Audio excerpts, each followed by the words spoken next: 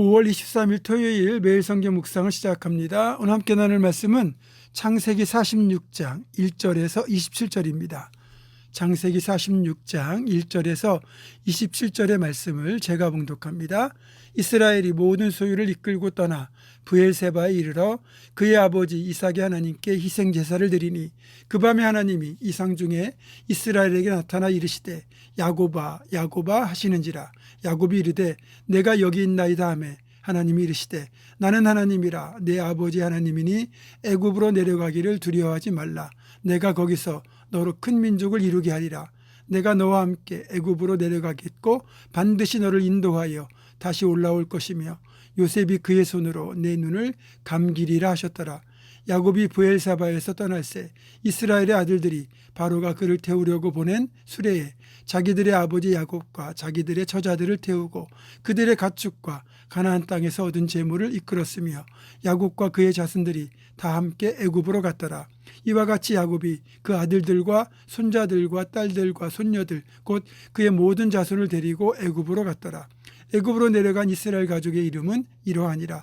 야곱과 그의 아들들 곧 야곱의 맏아들 르우벤과 르우벤의 아들 하녹과 발로와 헤스론과 갈미요. 시므온의 아들은 여무엘과 야민과 오핫과 야긴과 스왈과 가나안 여인의 아들 사울이요. 레이의 아들은 게르손과 그핫과 무라리요.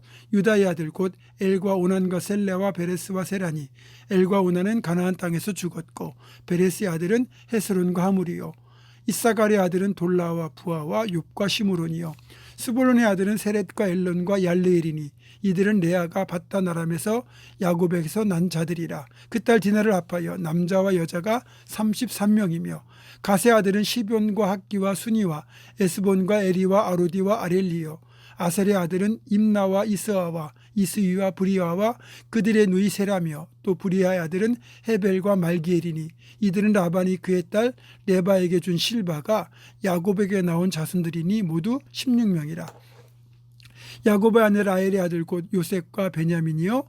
애굽 땅에서 온의 제사장 보디베라의 딸 아스낫이 요셉에게 낳은 므낫세와 에브라임이요. 베냐민의 아들 곧 벨라와 베겔과 아스벨과 게라와 나아만과 에히와 로스와 무핀과 후핀과 아르시니 이들은 라헬이 야곱에게서 낳은 자손들이니 모두 14명이요. 단의 아들 후심이요. 납달리 아들 곧 야스엘과 구니와 예시엘과 살렘이라. 이들은 라반이 그의 딸 라헬에게 준 비라가 야곱에게 낳은 자손들이니 모두 7명이라. 야곱과 함께 애굽에 들어간 자는 야곱의 며느리들 외에 66명이니 이는 다 야곱의 몸에서 태어난 자이며 애굽에서 요셉이 낳은 아들은 2명이니 야곱의 집 사람으로 애굽에 이른 자가 모두 70명이었더라. 아멘. 아들들의 무사 귀환과 함께 아들들이 가져온 소식. 요셉이 살아있고 이집트의 총리가 되어있고 아버지를 모시고 내려오라고 했다는 말을 듣고는 늙은 야곱의 생기가 다시 회복되었습니다. 야곱에게는 죽었다고 여겼던 요셉이 살아있다는 소식이 곧 복음이었습니다. 야곱의 인생 최고의 순간 중에 하나였지 않을까요?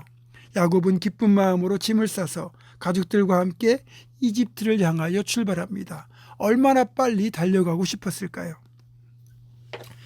30여 년 전 아내의 산후조리를 위해 19개월 된 아들을 대전 부모님 댁에 40일 정도 맡겨두었다가 다시 데리러 가는데 그때처럼 제 발걸음이 급했던 적이 없었던 것 같습니다. 야곱의 심정이 그렇지 않았을까요? 그렇게 급히 이집트를 향하던 야곱이 갑자기 발걸음을 멈춥니다. 그곳이 브엘세바 가나안 땅 최남단입니다. 비록 이집트를 향하여 출발은 했으나 아직 가나안 땅을 벗어나지 않은 상태에서 야곱은 먼저 기도하는 것을 선택합니다. 왜 그럴까요? 단지 아들 요셉만을 만나고 돌아오는 것이라면 더 이상 머뭇거리고 고민할 것도 없죠. 당장이라도 달려가야 합니다. 문제는 요셉의 요청대로 야곱과 그의 가족 전체가 아예 이집트로 이주하는 것은 방문하는 것과는 전혀 다른 경우입니다. 가족의 생계와 운명이 걸린 일이라고 할 수 있죠. 따라서 야곱은 이주 결정이 정말 옳은 결정인가를 고민할 수밖에 없는 겁니다. 본질적으로 이집트는 세속의 문화가 지배하는 곳입니다. 하나님 대신에 우상을 섬기는 곳으로서 신앙과 영성에 치명적인 곳입니다. 그래서 그동안 하나님은 아브라함에게도 이삭에게도 이집트로 가지 말라고 요구하셨던 겁니다. 따라서 당연히 야곱은 온 가족이 이집트로 이주해야 하는 지금의 상황에서 반드시 하나님의 뜻을 먼저 물어야 했습니다. 그리고 이주에 앞서 이렇게 하나님을 먼저 찾고 하나님의 뜻을 먼저 묻는 야곱의 태도는 그동안 야곱의 신앙이 성숙했다는 걸 보여주는 증거입니다. 그동안은 하나님이 항상 야곱에게 먼저 나타나셨습니다. 베델에서도 밧단아람에서도 세겜에서도 하나님이 먼저 야곱을 찾아오셨습니다. 하지만 이번만큼은 야곱이 먼저 하나님 앞에 제단을 쌓고 기도에 무릎을 꿇었습니다.